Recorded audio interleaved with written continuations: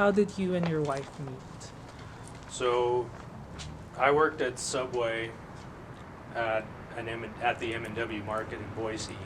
Um, Back in 2003, we needed some new employees, and so she came in. And the second she walked in, it was like love at first sight for me. I don't really know that it was for her.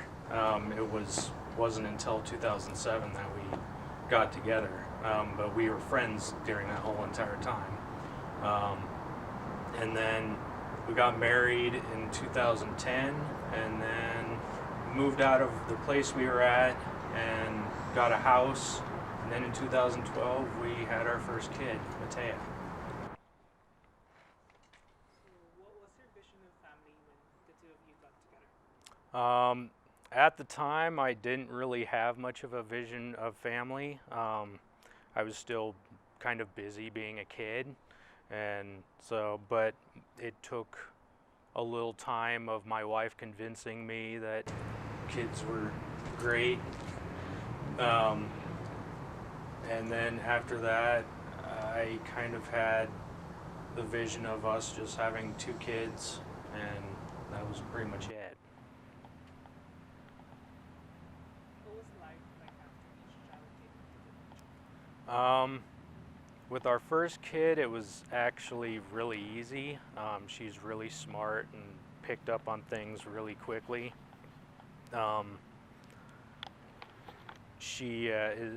She was walking before she was a year old and talking shortly after that, and she loves like academic type stuff like ABCs and numbers and all that type of stuff, and it's really easy. With Adeline, our middle child, it wasn't as easy. It wasn't easy at all, actually. She is not interested as much, if at all, in learning stuff. She's more of a chaos maker. She likes taking stuff apart. But she's really friendly. She loves dogs, and she loves socializing with people. We'll be in a park or something, and she'll go up to somebody with a dog and be like, "Can I pet your dog?" And different stuff like that. But she is definitely a handful around the house. With our third kid, Corbin, he threw everything into chaos. We are outnumbered now, and we're still having to watch Adeline, our middle kid, and have this little 11-month-old running around. He likes throwing stuff in his mouth, but he's super snuggly and loving, and he smiles with his whole face. That definitely lightens up a room, but we as parents have not really caught up with the dynamic yet. Like, we're still trying to figure out the routine. So the third child was a surprise, is that correct? Yes, the third one was definitely a surprise. Yeah. And how did you feel about that? And what is it like now? At first, it was a shock to both of us. We were not planning on it. We had already gotten rid of a bunch of our baby stuff, and he basically threw everything into chaos. But he's a super joy. He's got a great personality, and but we're still just trying to learn how life goes with three kids. Downstairs.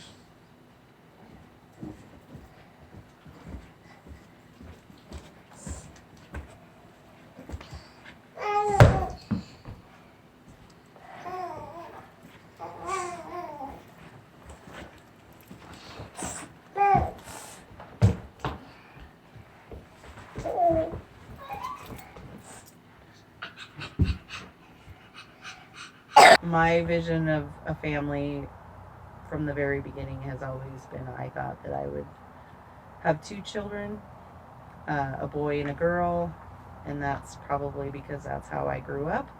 I am the oldest and I have a younger brother, and so that's kind of how I always envisioned my family dynamic. And when Andrew and I bought a house, we bought a 3-bedroom house assuming we were going to have two children. How many kids did you hope to have? I guess you already answered that. What was life like after each child came into the picture? I would say after the first, so our oldest is now almost 7, and it was pretty easy. I don't think I remember it being too difficult.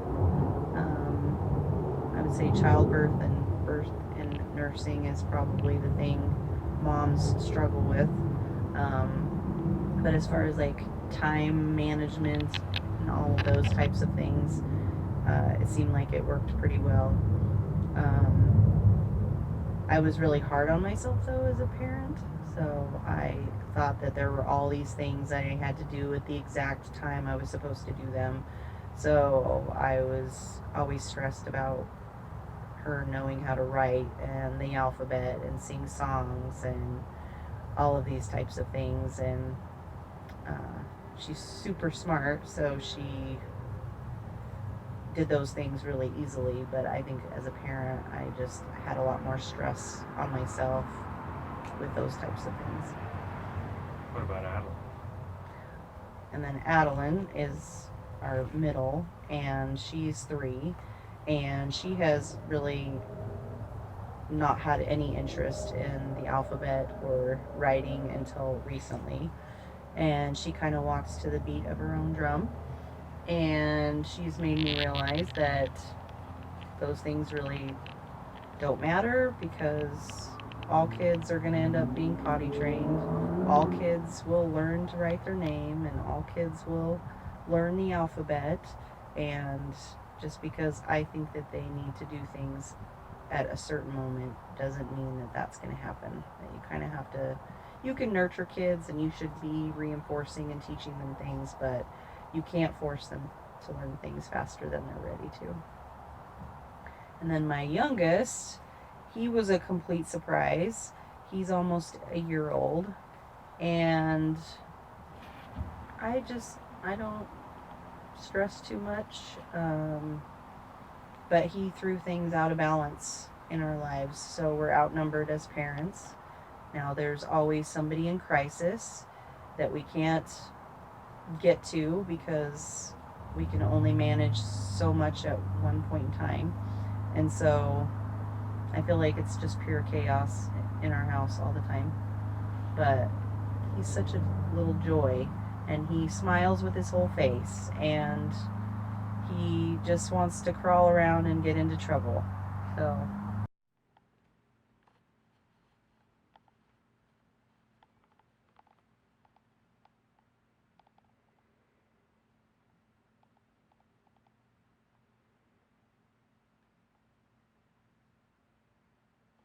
pregnant with Corbin, our baby boy, and I was so stressed out because I just accepted a new job, and I was going to have to tell my boss that I was pregnant like a month after I got hired. But it was fine. And I cried when I took the pregnancy test because I was just overwhelmed with happiness.